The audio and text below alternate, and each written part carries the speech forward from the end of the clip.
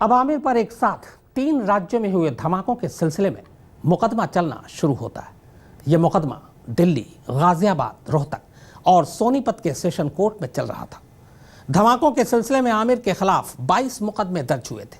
इनमें बाकी तमाम धाराओं के साथ साथ देशद्रोह और देश के खिलाफ जंग का मामला भी शामिल था।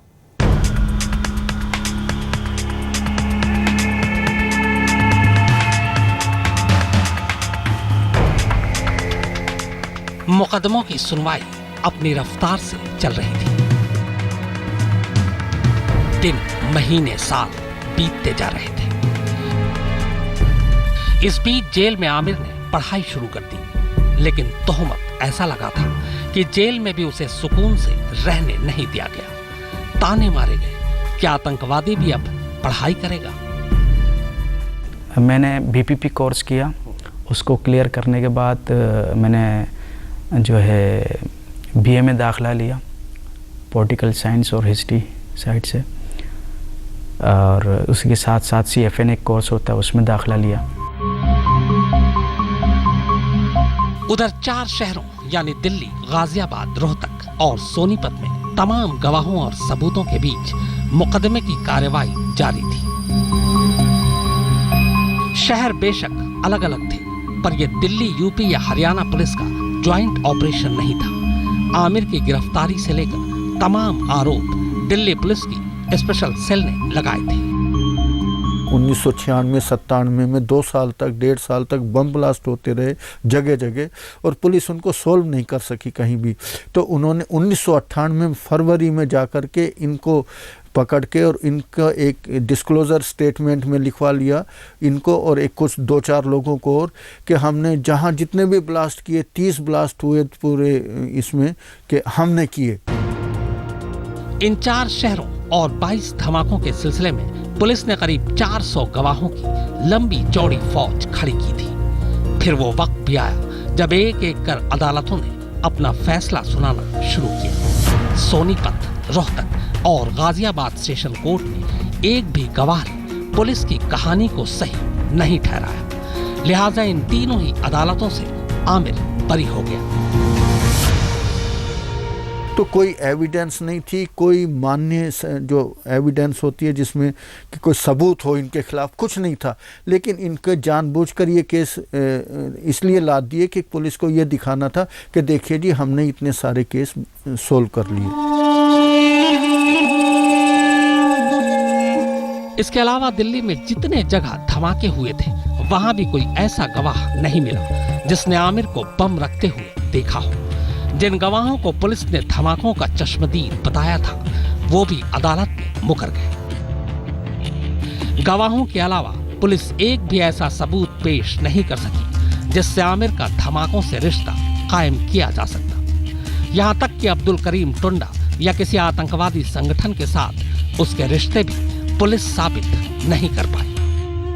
जो पुलिस ने गवाह तैयार किया था इनके खिलाफ, वो इनके खिलाफ बोला ही नहीं। उसने कहा था हम तो गए नहीं, हमने कभी इनको देखा नहीं। हम जो फैक्ट्री जहाँ ये कहते हैं कि वहाँ बम बनाते थे, पुलिस ने कहा कि हम उसको, चंद्रभान को वहाँ लेकर के जब रेड की, उसको लेकर गए तो उसके सामने हमने पिलकवे से ये सामान निकला।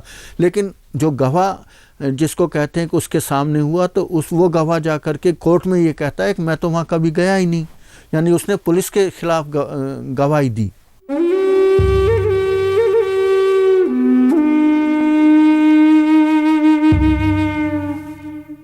लिहाजा एक एक कर आमिर धमाकों के इल्जामों से बरी होता गया और फिर आखिरकार 9 जनवरी 2012 को लंबे 14 साल बाद उसे जेल से रिहाई मिल गई।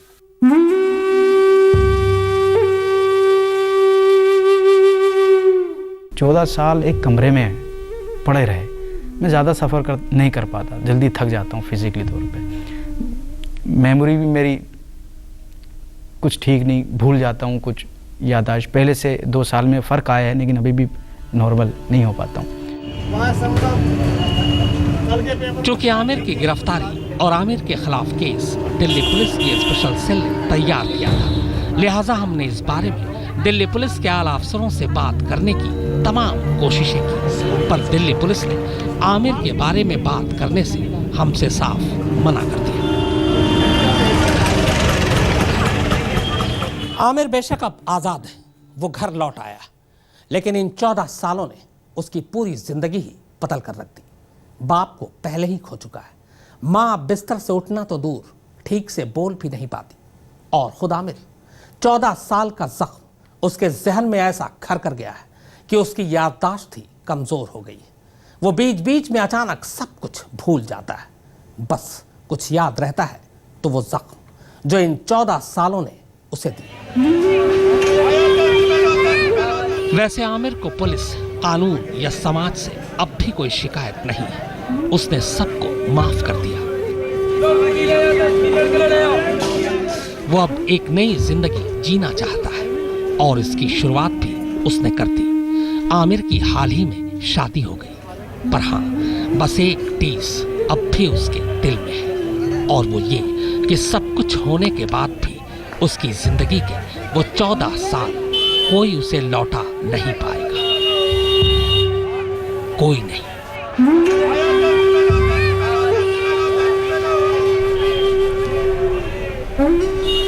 देखिए, 14 साल में जो खोया है, अगर कोई कंपनसेशन भी मिले या कोई मुआवजा वगैरह भी मिले तो भी उसको पूरा नहीं किया जा सकता है।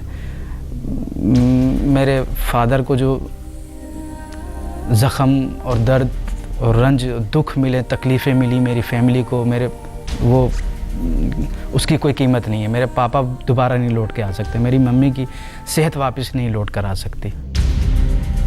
हर बात को तुम भूलो भले, माँ बाप को मत भूलना, उपकार उनके लाखों हैं, इस बात को मत भूलना।